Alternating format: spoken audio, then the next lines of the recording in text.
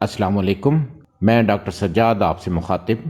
آج میں آپ کو انتہائی important element teaching learning process میں موٹیویشن کے بارے میں بتاؤں گا۔ آج کی اس ویڈیو میں موٹیویشن کے میننگز، ڈیفینیشنز، موٹیویشن کی ٹائپس اور وہ فیکٹر جو کہ اسٹوڈنٹس کی موٹیویشن کے لیول پہ اثر انداز ہوتے ہیں، ان کے بارے میں بتاؤں گا۔ اگر آپ لوگوں نے ابھی تک چینل سبسکرائب نہیں کیا تو چینل کو سبسکرائب کریں اور بیل آئیکن کو پریس کر دیں تاکہ ہر نئی ویڈیو کا نوٹیفیکیشن سب سے پہلے آپ کو مل سکے۔ سب سے پہلے ہم دیکھتے ہیں کہ موٹیویشن کیا ہے۔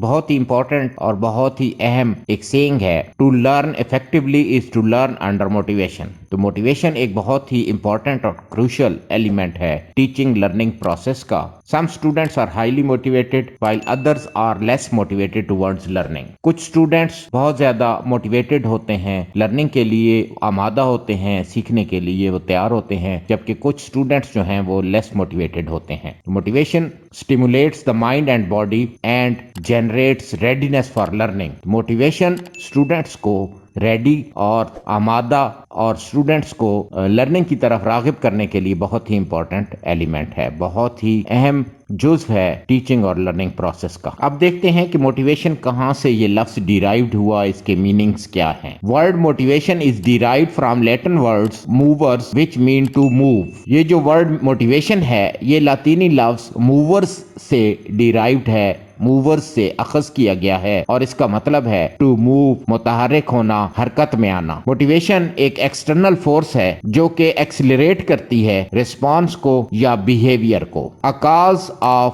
an organism's behavior، کسی بھی آرگنزم کے بیہیویئر کی وجہ بنتی ہے۔ A reason that an organism carries out some activity involves both conscious and unconscious drives۔ اب ان میں ڈرائیوز میں ہم اگر دیکھیں تو ایک پرائمری نیڈز ہوتی ہیں اور دوسری سیکنڈری نیڈز ہوتی ہیں۔ پرائمری نیڈز میں ایسی چیزیں جو کہ زندہ رہنے کے لیے ضروری ہیں، ان میں فوڈ ہے، آکسیجن ہے، پانی ہے، جبکہ سیکنڈری نیڈز وہ جو ایک انسان کی سوشل نیڈز کو فلفل کرتی ہیں۔ اب ہم موٹیویشن کی کچھ ڈیفینیشنز ڈسکس کریں گے۔ پہلی ڈیفینیشن ہے 1935 میں آلپورٹ نے دی، اور آلپورٹ کے مطابق arousal of tendency to act to produce one or more effect, اس کو موٹیویشن کا نام دیا۔ دوسری ڈیفینیشن ہے کرور نے 1953 میں ایک پروسیس کا نام دیا کہ motivation is a process of arousing, sustaining and regulating activity. پھر اس کے بعد مینگلے نے 2004 میں ایک کمپریہنسو ڈیفینیشن دی کہ موٹیویشن کیا ہے جی، something that prompts, compels and energizes an individual to act or behave in a particular manner at a particular time for attaining some specific goal or purpose۔ یہ ایک بہت ہی اہم اور بہت ہی comprehensive definition ہے موٹیویشن کی۔ There is a positive correlation between motivation and students' achievements۔ جتنی بھی ریسرچز ہوئی ہیں ان میں میجورٹی نے یہی فائنڈ آؤٹ کیا ہے کہ موٹیویشن کے لیول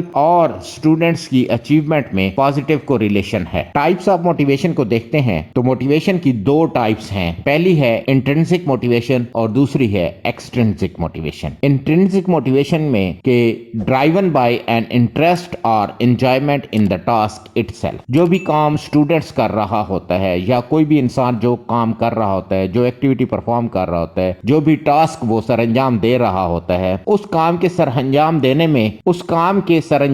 میں اس کو خود ہی فرحت محسوس ہوتی ہے، وہ انجوائے کرتا ہے، اس کا انٹرسٹ ڈیولپ ہوتا ہے، تو یہ اس کی انٹرنسک موٹیویشن کہلاتی ہے۔ اس کے علاوہ intrinsic motivation exist with in the students rather than relying on external pressure, کسی بھی ایکسٹرنل پریشر پہ ریلائی نہیں کرتی۔ انٹرنسک موٹیویشن جو ہوتی ہے وہ اسٹوڈنٹس کی کے اندر ایگزسٹ کر رہی ہوتی ہے، اسٹوڈنٹس کی انٹرنل سیٹسفیکشن ہوتی ہے۔ Intrinsic motivation do not need any reward اور پنشمنٹ۔ جو انٹرنسک موٹیویشن ہے اس کے لیے کسی بھی ریوارڈ یا سزا کی، پنشمنٹ کی ضرورت نہیں ہوتی۔ ٹائپس آف موٹیویشن میں دوسری ٹائپ ہے extrinsic motivation, created by the external factors like rewards and punishment. اس میں ایکسٹرنل فیکٹر انوالو ہوتے ہیں اور ایکسٹرنلی جو انوالو فیکٹر ہوتے ہیں ان کی وجہ سے یہ موٹیویشن کریٹ ہوتی ہے۔ اور اس میں کون کون سی چیزیں شامل ہو سکتی ہیں؟ ریوارڈ ہو سکتا ہے یا اسٹوڈنٹس کو سزا دی جا سکتی ہے پنشمنٹ کے ذریعے، تو یہ جو ہے ایکسٹرنسک موٹیویشن کہلاتی ہے۔ Extrinsic motivation refers to rewards that are obtained not from the activity but as a consequences of the activity. यानी जो इंट्रिंसिक मोटिवेशन है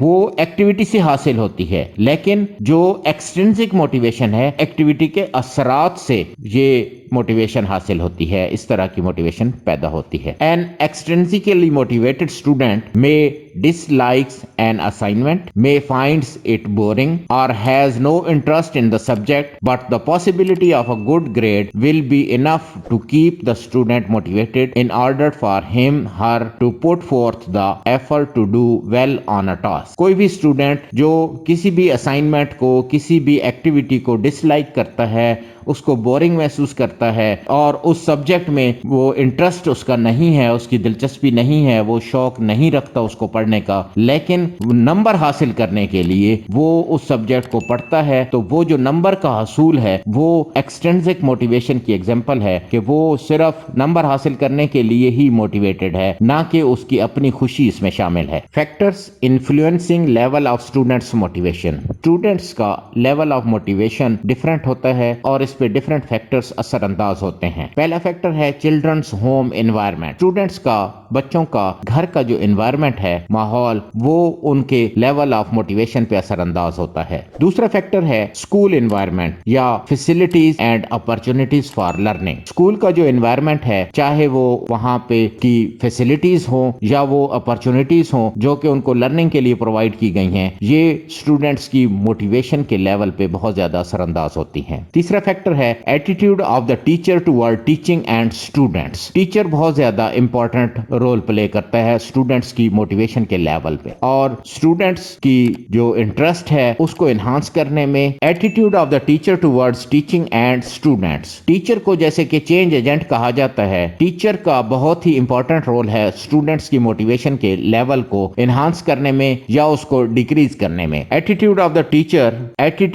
the teacher towards teaching and students. चाहे टीचर का एटीट्यूड उसकी teaching की तरफ हो, चाहे उसका स्टूडेंट्स की तरफ एटीट्यूड जो है वो स्टूडेंट्स के लेवल ऑफ मोटिवेशन को एनहांस भी कर सकता है और उसको डिक्रीज भी कर सकता है. नेक्स्ट फैक्टर है जी socio economic background of the students. Students का सोशल बैकग्राउंड, वो किस बैकग्राउंड से आ रहे हैं, सोसाइटी में के पेरेंट्स का जो सोशल बैकग्राउंड है वो क्या है, उसके अलावा उनकी अर्निंग क्या है, उनका इकोनॉमिकल जो बैकग्राउंड है वो क्या है, ये भी स्टूडेंट्स की लर्निंग पे बहुत ज्यादा और स्टूडेंट की मोटिवेशन के लेवल पे बहुत ज्यादा असरअंदाज होते हैं. नेक्स्ट फैक्टर है जी the extent to which students have like the learning. Student learning में किस हद तक दिलचस्पी लेता है, ये फैक्टर भी स्टूडेंट्स की मोटिवेशन के लेवल पे असरअंदाज होता है. उसके बाद है use of teaching learning material. जितना भी टीचिंग लर्निंग मटेरियल जिसको ऑडियो विजुअल एड्स हैं, जो सपोर्टिंग मटेरियल होता है, टीचर उसको बेहतर अंदाज में यूटिलाइज करेगा तो वो स्टूडेंट्स के मोटिवेशन के लेवल को एनहांस करने में, इंक्रीज करने में हेल्पफुल होगा. तो ये थी आज की वीडियो पसंद आई हो तो लाइक और शेयर कीजिए और कमेंट्स में अपनी कीमती आराज़ जरूर दीजिए. नई वीडियो तक के लिए अल्लाह हाफिज.